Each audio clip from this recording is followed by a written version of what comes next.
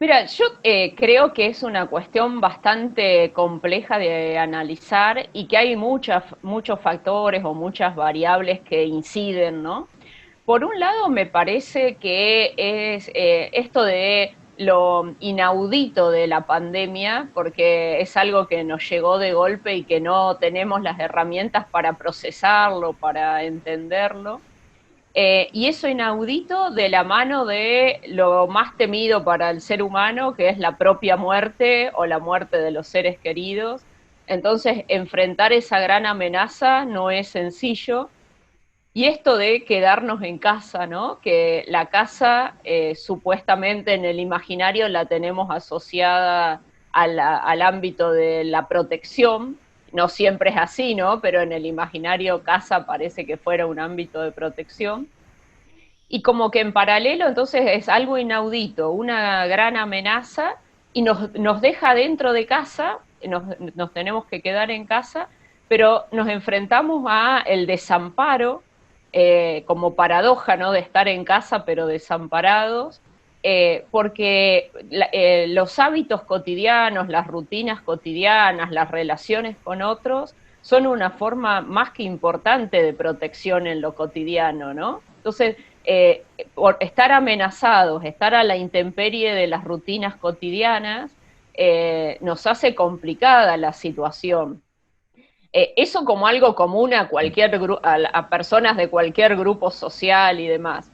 Y después, los grupos sociales más desfavorecidos, más variables todavía que inciden en lo complicado que se hace quedarse en casa, cuidarse, cuando no se tienen trabajos, el trabajo es de changas y no se consiguen changas, ¿no? Entonces son como muchas cuestiones que inciden y la variable tiempo, ¿no? Como vos decías cuando empezaste,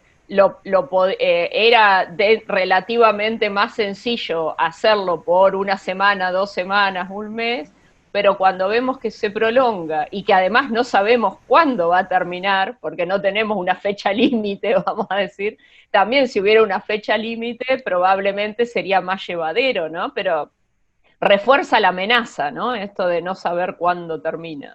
La incertidumbre.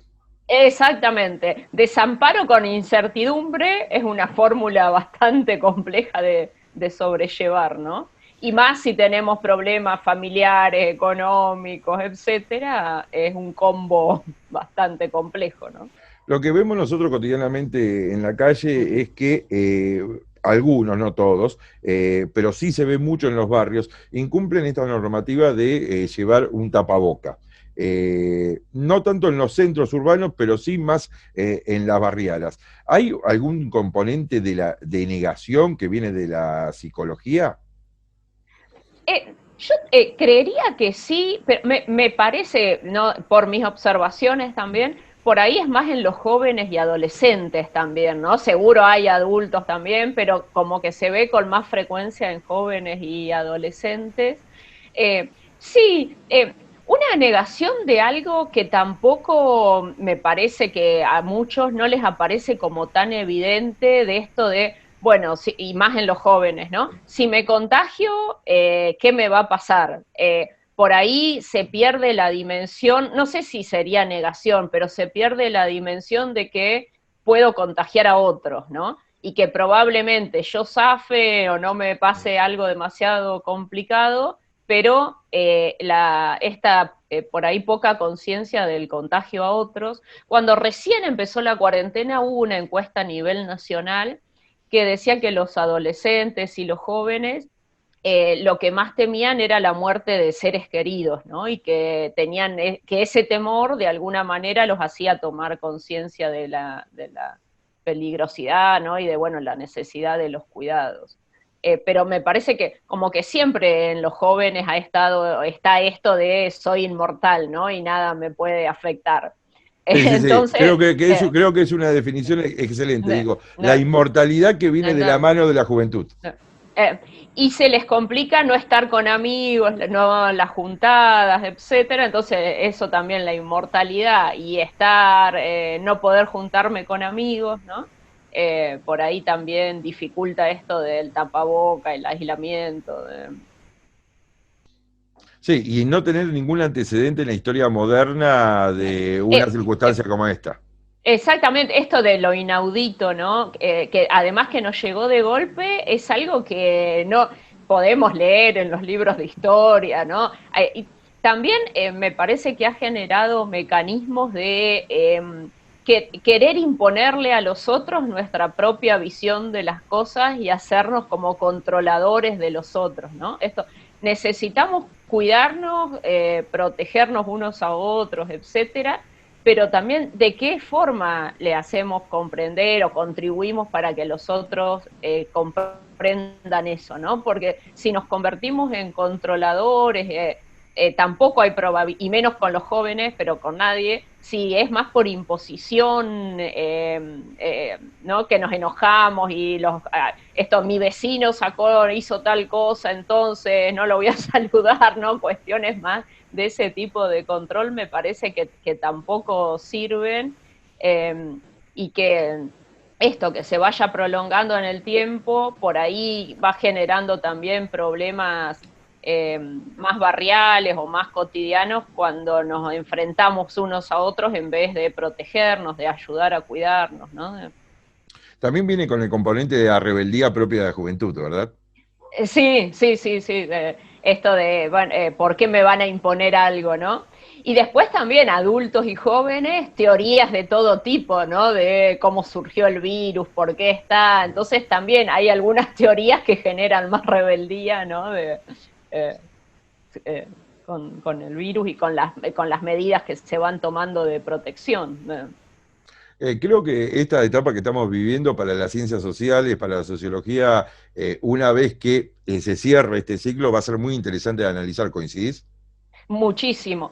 Muchos autores, tanto argentinos, muchos sociólogos argentinos como de otras nacionalidades, ya tienen mucha producción, ¿no? De variedad de temas, cada uno desde donde tiene enfocada su mirada de análisis sociológico ya está realizando producciones.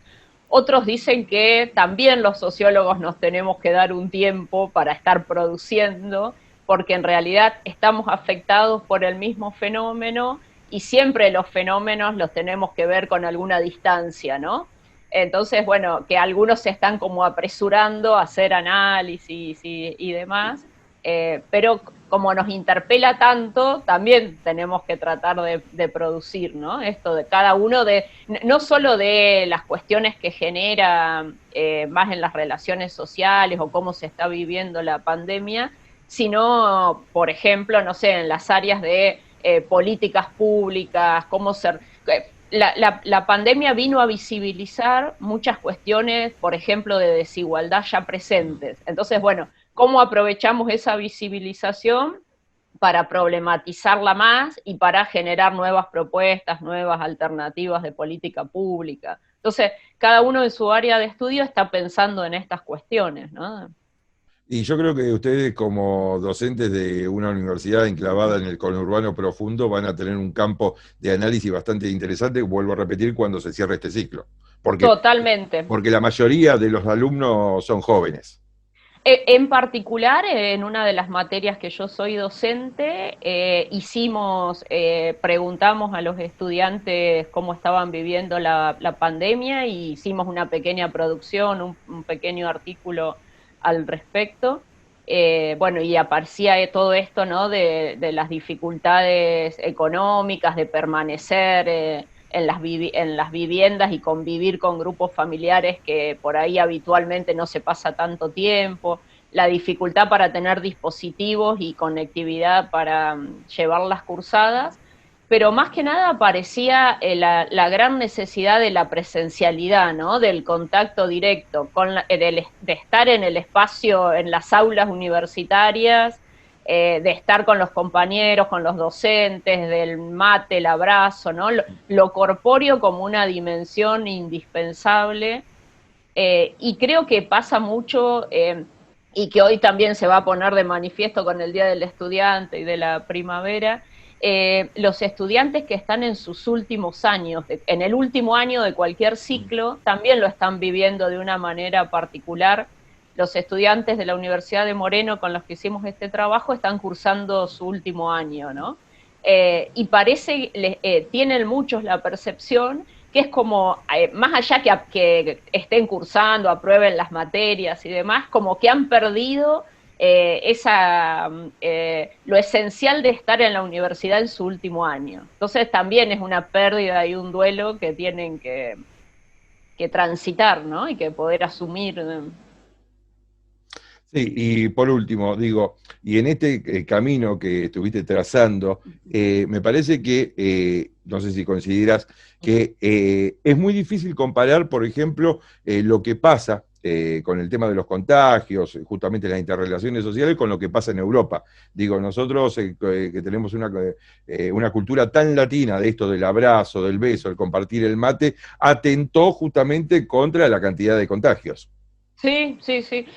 Siempre está instalado desde los orígenes de nuestro país mirar a Europa, ¿no? Entonces también en muchos comentarios en la actualidad, a veces con conocimiento y la mayoría de las veces sin conocimiento, nos comparamos con lo que pasa en esos países cuando tenemos muchas diferencias, ¿no? Y me parece que sí, que esto, que se ha sentido, que muchos lo hemos podido asumir, vamos a decir, bueno, no nos abrazamos cuando nos encontramos, no tomamos mate, pero que es una cuestión que también nos ha atravesado con fuerza, ¿no? Y que extrañamos, que lo necesitamos, ¿no? Bueno, también los vínculos familiares mucho más presenciales, ¿no? Que por ahí que en otros países, esto, bueno, del asado del domingo, los que pueden, el asado, bueno, y si no, la reunión familiar, como que también esa prolongación en el tiempo uno puede decir, bueno, sí, nos seguimos comunicando, hablamos por teléfono, nos mandamos mensajes, pero no estar con los grupos familiares también ha sido una cuestión de mucho peso, ¿no?